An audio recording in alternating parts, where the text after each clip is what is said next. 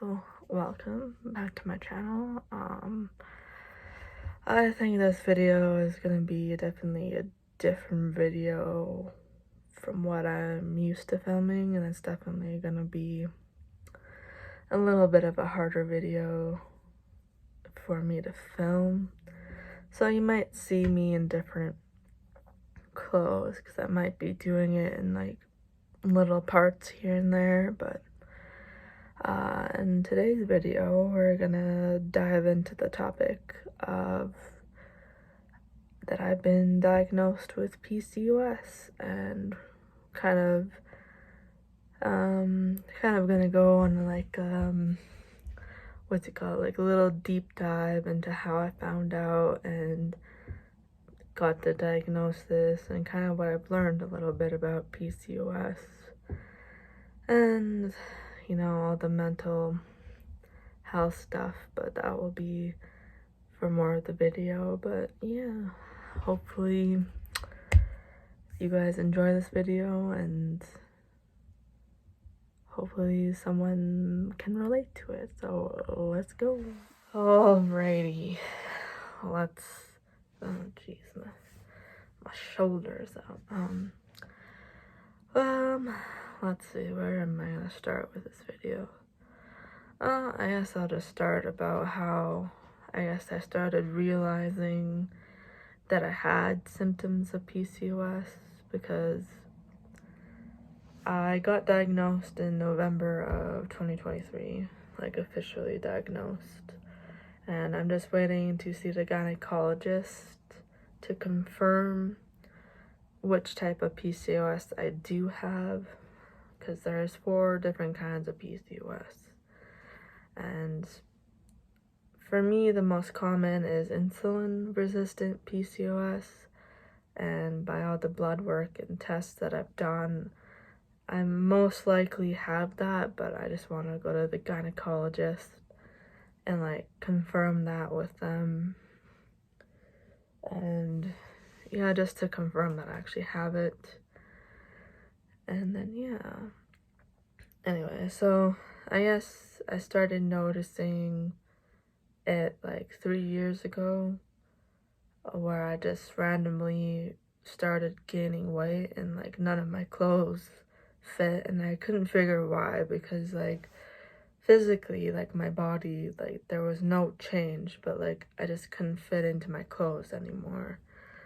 Because I used to be like a large in tops and bottoms like 3 years ago, and then all of a sudden, well, I guess medium large, whatever. I always like to wear bigger clothes just because it was comfortable for me. And yeah, and so I started to notice that I went from a large, medium large, to needing to buy extra large. And I was like, okay, like maybe it's just like my body settling into like my new job and blah blah blah blah blah. So I was like, whatever. And then I had a really bad breakup, and like I don't really binge eat, or like emotional eat too bad, but then I started to need I started to need XXL clothing because my extra large clothing was now getting too small for me, and I noticed that I started to get a little bit of fat on my stomach that was kind of sticking out more, and a little bit of back fat, but I was like, okay, like whatever, like I started to work out more, started walking to work, which was like 40 minutes each way, because I was like, oh, like I need to lose this weight to get back to my normal size. And then like at the time I didn't realize this, but with PCOS, losing weight is really hard because PCOS is a hormonal imbalance. So every time I would be like, oh yeah, like I lost 2 or 3 pounds, and I'd be excited because I'm like, oh, it's working. And then all of a sudden I would weigh myself the next week and I would gain all those pounds back. So with PCOS, it's hard because you're playing that game where you're losing it, but then you're also gaining it back. So for me, it was very mentally hard on me because I thought I wasn't, pushing hard enough. But I didn't realize that at the time, so I was just feeling defeated. I was going through a really bad breakup, and I was just like, why can't I lose this weight? Like, I'm eating healthy, I'm starving myself, which is not a good idea. I do not recommend starving yourself. I wasn't eating, or I wasn't eating a lot, and I was only drinking like water and maybe a coffee. I mean, I did lose weight from that, but that's a very unhealthy way to lose weight. And yeah, and it was bad because I would starve myself for like 2 months at a time, because I would see it would be like a really drastic weight loss, and then all of a sudden I would like eat a salad because I'm like, oh, I'm doing so well, and then I would gain it all back. So I was very defeated, and it was hard, and I kept gaining weight, and I just didn't know, what was wrong with me. And that was the hard part, is not knowing what was wrong with me. And then, I know this is going to be TMI, but I'm going to be talking about periods in this video too. So I noticed that I would get irregular periods, which is another symptom of PCOS, where sometimes I would get my period and it would only last like 2-3 days, which a normal cycle is like 6 or 7, I think. And so and then I'd also notice that I wouldn't get a period for months, and I'd be like, oh my god, like, I knew I wasn't pregnant, so I was like, what the hell? And then it would come back all of a sudden. So started noticing that, and then I started noticing that I had a lot of pelvic pain, which is another symptom of PCOS that at the time I didn't know, but I was always in a lot of pain in my lower back and in my pelvic area. So it started to become unbearable, and like, I just thought I was just lazy, that I was a lazy fat person, and I needed to, like, I overdid it with like working out and like starving myself, and like I would cause more pain than I was doing good. So when I moved back to where I live now, I was looking for a family doctor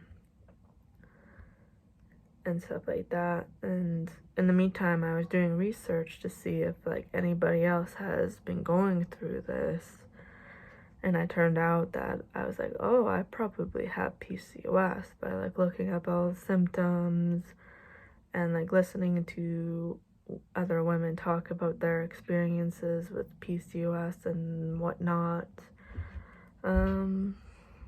And yeah, so I did a lot of research on it because I was like so curious, and then I finally was able to get a family doctor, and I went in, told him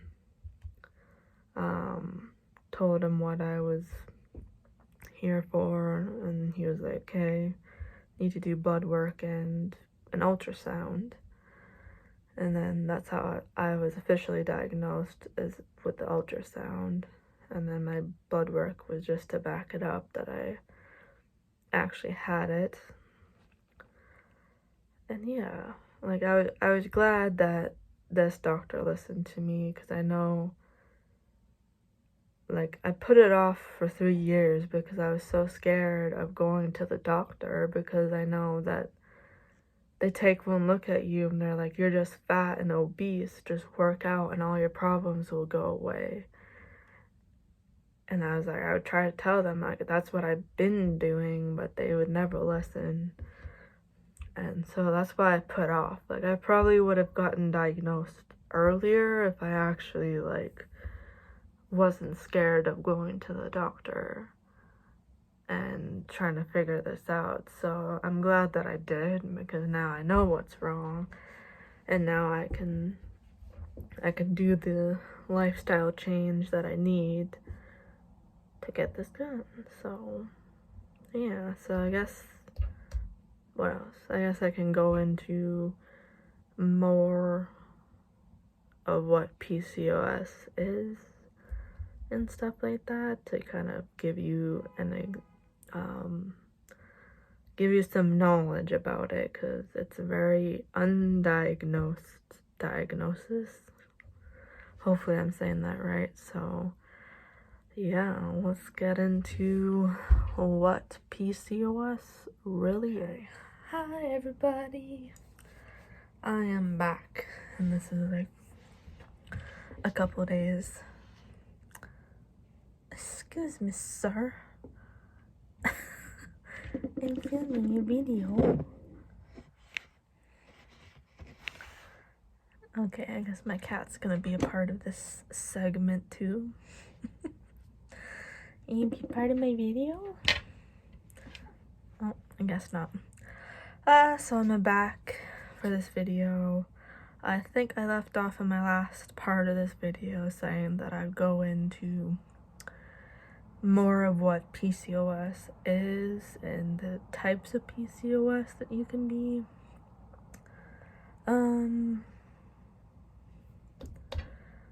Can get with PCOS, and then yeah, I can go a little bit more into that, and then I think I said everything that I wanted to in the last part, but I'm not sure. So alrighty, I got my laptop here, and I'm going to say, so PCOS stands for polycystic ovarian syndrome, which is caused by an imbalance of androgens. I think that's like the hormone balance in your body. And these are the common symptoms of PCOS. So irregular, heavy, or missed periods. Your doctor will probably get you to do an ultrasound, because ovarian cysts or enlarged ovaries are commonly found in the uterus with PCOS. Excess body and facial hair, which is called hirsutism, which I do have. For some people it is a lot more excessive, where they have like full beards and stuff, and you know, I think, yeah, and I have hair on my chest that's not normally there for women. So with that part, that is one of one of the most common signs is if you notice that you're growing a lot more facial hair than a normal woman should be, which I have to wax myself at least once a month, otherwise, yeah, like I don't have it as bad as some women can. Like I get it on my chin and my mustache. I'm starting to get a little bit more on my beard area here, but I get it all over my neck, and then my chest area is a lot more hairier than usual. You know, TMI, but. And then it says acne or oily skin, so I sorry. So you'll tend to get more acne and a lot of oily skin, which, yeah, I think I get more oily in my T-zone area, and then the rest gets really dry. Hair loss or thinning hair is a big factor, because for me, I have thin hair, but I have a lot of it, and like I never knew that my hair was like thinning or anything until my mom was like, oh yeah, like I noticed that your hair is thinning a little bit, and I'm like, what? So that's a little unfortunate, but you know, it is what it is. And then the next thing is weight gain, especially around the belly area. And I'm gonna show you. I'm very self-conscious about this part, but this is something that I think people need to show. So, and that's also called an apron belly. So I don't know if you can see, but like here, most of my weight that I've gained is like in my stomach area. Oh, you want to be in my video? This is my cat Diesel. I'm filming a video.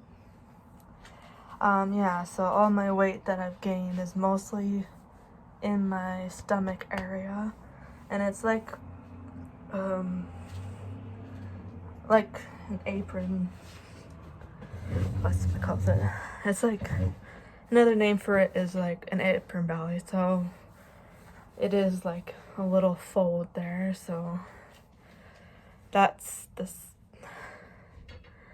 where I noticed it, because like everywhere else I'm like, I gained a little bit of weight, but most of it's just been compacted to this one area, and it's so frustrating. And then patches of thick and darker velvety skin. So I noticed, especially like, you know, down there, or like more in my inner thighs, they're a lot darker. My armpits are darker as well, a little bit. So yeah, so those are the symptoms. So if you have any of them, I would say if you have at least 4 out of the out of the 7 symptoms, I would have that chat with your doctor, because it's better to know than not to know. And let's go into the top 4 PCOS symptoms. 4 types of PCOS. So the most common one, which affects around 70% of women, is the insulin-resistant PCOS, which I'll go more into depth of each one in a little bit. And then there's post-pill PCOS, which basically this has a description on it. This type of PCOS occurs in some people after they stop taking oral contraceptive pills, so like birth control. There's an adrenal PCOS, which is a type of PCOS, or this type of PCOS is due to an abnormal stress response and affects around 10% that are diagnosed. So maybe you can have both of them at the same time. I'm not too sure. Like I said, I'm still waiting for my gynecologist appointment to like confirm these things. And then the last one is inflammatory PCOS. This is a type of PCOS that is characterized by inflammation and oxidative stress. So I can go into a little bit more there, but those are the types. And here's some facts that PCOS affects 1 in 10 women. Let's see if I can zoom in here. Finding some good facts here.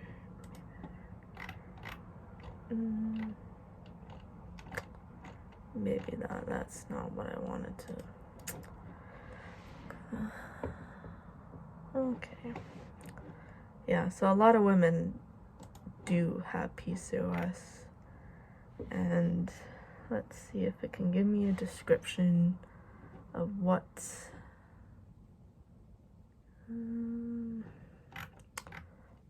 types of PCOS. Let's see what types of PCOS. Search. let's see if it can tell me some information here.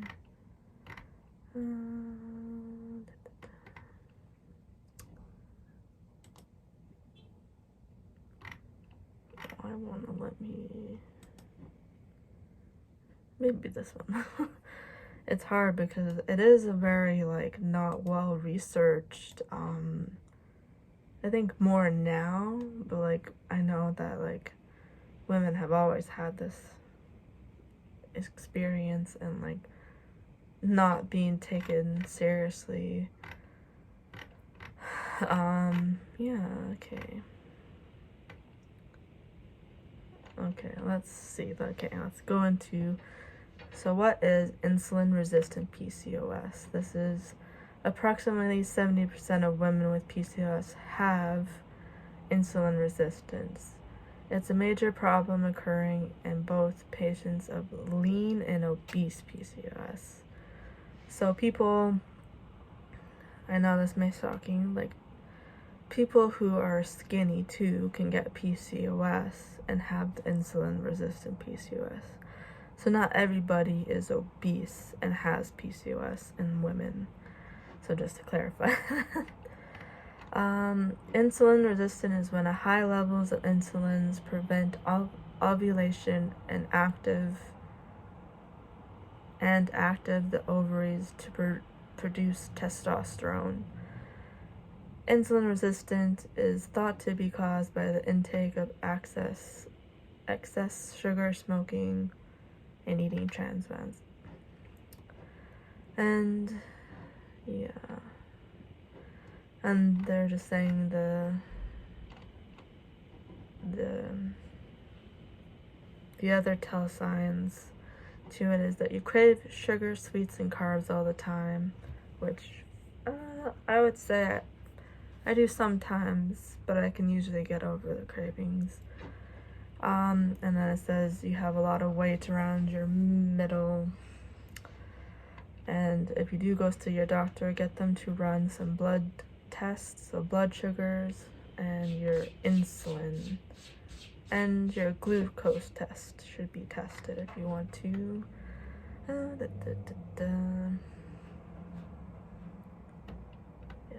so that's basically what this is your insulin affects it. And then pill induced, I already said, is just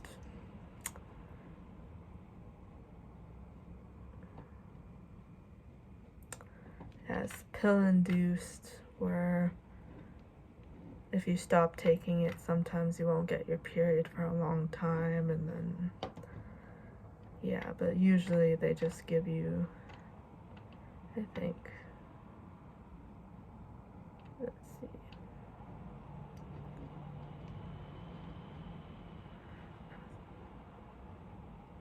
as it says, another possible sign of pill-induced PCOS is you may have an increased level of LH, which is I don't know how to say it, something hormone in the blood if you're suffering from this form of PCOS. So, and then the inflammatory PCOS is the process of inflammation plays a key role to protect your body from foreign particles and pathogens and even stress. However, chronic inflammation can harm normal body functioning, include ovulation, lead to imbalance of hormones, and inflammation can also trigger the production the production of testosterone, which can cause visible body changes. How do you know if you have this one? If you have extreme fatigue, infections, skin issues like eczema or psoriasis, joint pain, bowel difficulties, chronic headaches, this could indicate that you have that inflammatory PCOS. And I guess the treatment for that is to try to reduce stress, avoid toxins like BPA, plastic containers, water bottles, eliminate inflammatory foods like dairy, wheat, and sugar, and try a magnesium supplement, which has an anti-inflammatory effects and probiotic